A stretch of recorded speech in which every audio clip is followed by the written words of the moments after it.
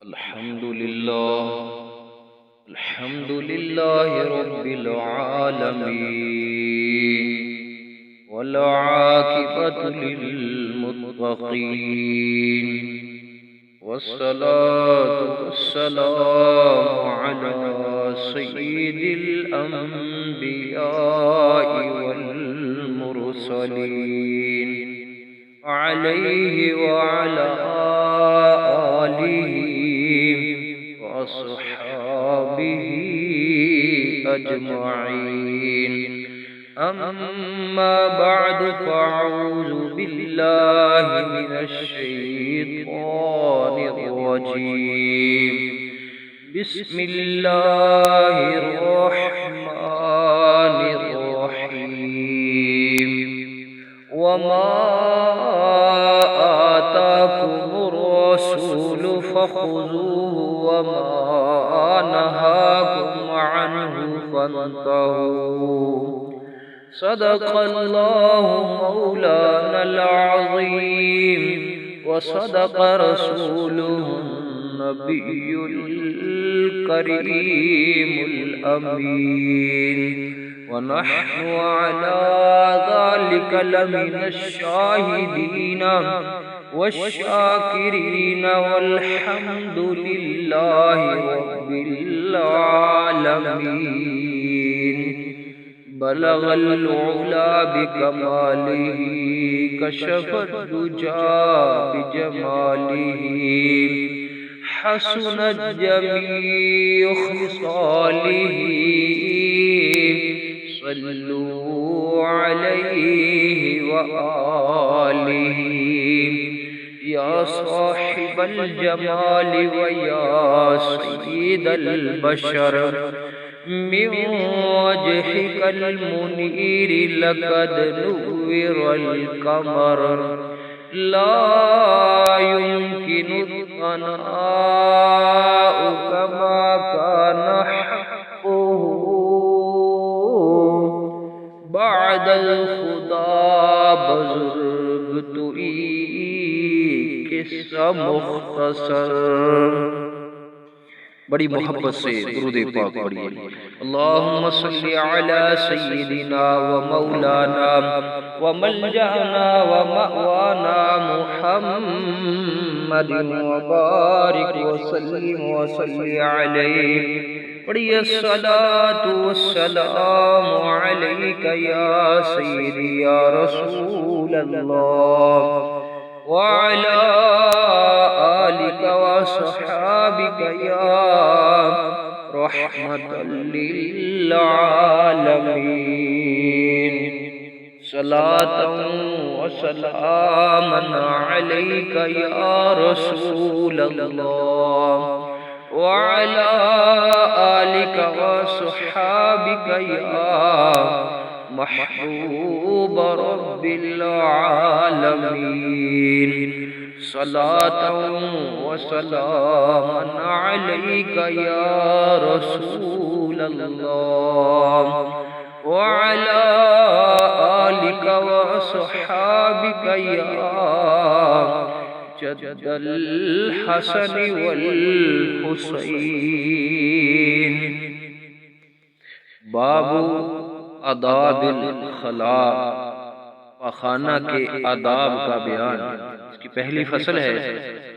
حضرت ابو ایوب انصاری رضی اللہ تعالی عنہ سے فرماتے ہیں کہ رسول اللہ صلی اللہ علیہ وآلہ وسلم نے فرمایا، جب تم پاخانہ کے لیے جاؤ تو نہ قبلہ کی طرف منہ کرو اور نہ اس کی طرف پیٹھ کرو، اور لیکن مشرق یا مغرب کی طرف کر لو. متفق علیہ. الشیخ الامام محی سنہ فرماتے ہیں کہ یہ حدیث جنگل یا کھلی جگہ کے بارے میں ہے، اور جبکہ بنی ہوئی عمارتوں میں کوئی حرج نہیں، کیونکہ حضرت عبداللہ ابن عمر رضی اللہ تعالی عنہ سے روایت ہے، فرماتے ہیں کہ میں حضرت حفصہ رضی اللہ تعالی عنہا کے گھر کی چھت پر کسی کام کے لیے چڑھا تو میں نے رسول اللہ صلی اللہ علیہ وآلہ وسلم کو دیکھا کہ آپ قبلہ کی طرف پیٹھ کر کے اور شام کی طرف منہ کر کے قضائے حاجت کر رہے ہیں، متفق علیہ۔ یہ دونوں حدیثیں ہیں، لیکن اس کے اندر یہ بات ذہن میں رکھیں کہ قبلہ کی طرف منہ کرنا اور قبلہ کی طرف پیٹھ کرنا یہ منع فرما دیا گیا ہے۔ اور حضرت سلیمان رضی اللہ تعالی عنہ سے فرماتے ہیں کہ ہمیں منع فرمایا، یعنی رسول اللہ صلی اللہ علیہ وآلہ وسلم نے، کہ ہم قبلہ کی طرف خانہ پیشاب کے لیے منہ کریں یا ہم 3 پتھروں سے کم سے استنجا کریں یا ہم گوبر یا ہڈی سے استنجا کریں، رواہ مسلم۔ اور حضرت انس رضی اللہ تعالی عنہ سے فرماتے ہیں کہ رسول اللہ صلی اللہ علیہ وآلہ وسلم جب بیت الخلاء میں داخل ہوتے یہ فرماتے، اے اللہ میں تیری پناہ پکڑتا ہوں ناپاک جنوں اور ناپاک جننیوں سے، متفق علیہ۔ اور حضرت ابن عباس رضی اللہ تعالی عنہ سے فرماتے ہیں کہ نبی صلی اللہ علیہ وآلہ وسلم 2 قبروں کے پاس سے گزرے تو فرمایا ان دونوں کو عذاب ہو رہا ہے اور کسی بڑی چیز کی وجہ سے عذاب نہیں ہو رہا، ان میں سے ایک تو پیشاب کے چھینٹوں سے نہیں بچتا تھا، اور مسلم کی ایک روایت میں ہے لا یستنزہ من البول کے لفظ ہے، اور جبکہ دوسرا چغلی کیا کرتا تھا۔ پھر آپ نے ایک تر و تازہ شاخ پکڑی، اسے چیر کر 2 حصے کر دیا، پھر ہر قبر پر ایک کو گاڑ دیا۔ انہوں نے کہا اے اللہ کے رسول صلی اللہ علیہ وآلہ وسلم آپ نے یہ کیوں کیا؟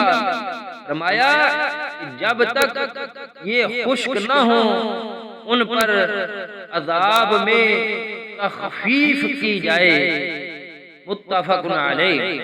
اور حضرت ابو ہریرہ رضی اللہ تعالی عنہ سے فرماتے ہیں کہ رسول اللہ صلی اللہ علیہ وآلہ وسلم نے فرمایا تم 2 لعنت کا سبب بننے والی جگہوں سے بچو۔ انہوں نے کہا اے اللہ کے رسول 2 لعنت والی کیا ہے؟ فرمایا جو لوگوں کے راستے میں پخانہ کرے یا ان کے سائے کی جگہ کے نیچے، رواہ مسلم۔ اور حضرت ابو قتادہ رضی اللہ تعالی عنہ سے فرماتے ہیں کہ رسول اللہ صلی اللہ علیہ وآلہ وسلم نے فرمایا جب تم میں سے کوئی ایک پانی وغیرہ پیے تو برتن میں سانس نہ لے، اور جب پخانہ کے لیے آئے تو اپنے ذکر یعنی شرمگاہ کو اپنے دائیں ہاتھ سے نہ چھوئے، متفق علیہ۔ اور حضرت ابو ہریرہ رضی اللہ تعالی عنہ سے فرماتے ہیں کہ رسول اللہ صلی اللہ علیہ وآلہ وسلم نے فرمایا جو وضو کرے اسے چاہیے کہ وہ ناک کو جھاڑے، اور جو استنجا کرے اسے چاہیے کہ وہ تاک ڈھیلے استعمال کرے، متفق علیہ۔ اور حضرت انس رضی اللہ تعالی عنہ سے فرماتے ہیں کہ جب رسول اللہ صلی اللہ علیہ وآلہ وسلم بیت الخلاء میں داخل ہوتے تو میں اور ایک چھوٹا لڑکا پانی کا لوٹا اور برچھی اٹھاتے، آپ پانی سے استنجا کرتے، متفق علیہ۔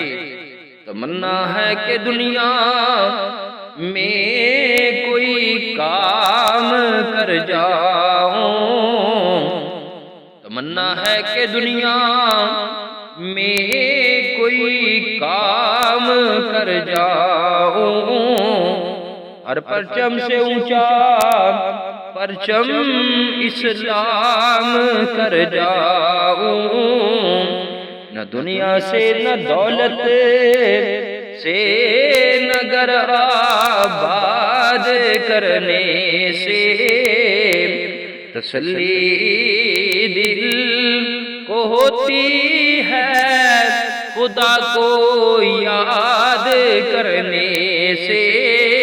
ہم کیوں کہتے ہیں کہ تسلی دل کو ہوتی ہے خدا کو یاد کرنے سے؟ کیونکہ رب کریم خود قرآن پاک میں فرماتا ہے کہ اللہ تبارک و تعالیٰ کے پیارے بندے جو ہیں، مومن بندے جو ہیں، ہر چیز سے بڑھ کر والذین آمنوا اشد حبا للہ، ہر چیز سے بڑھ کر اللہ تبارک و تعالیٰ سے پیار کرتے ہیں۔ سبحان اللہ۔ تسلی دل کو ہوتی ہے خدا کو یاد کرنے سے، اور خود رب کریم نے قرآن مجید فرقان حمید میں فرمایا ہے کہ بے خبردار، اگر تم سکون چاہتے ہو تو دلوں کو سکون جو ہے اللہ کے ذکر سے ملتا ہے۔ سبحان اللہ۔ تسلی دل کو ہوتی ہے خدا کو یاد کرنے سے، تسلی دل کو ہوتی ہے خدا کو یاد کرنے سے، دلا غافل نہ ہو یک دم یہ دنیا چھوڑ جانا ہے، بغیچے چھوڑ کر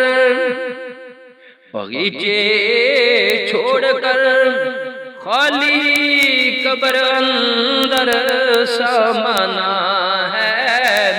خود رب کریم نے ارشاد فرمایا کل نفس ذائقۃ الموت، ارے ہر جاندار میں موت کا ذائقہ چکھنا ہے۔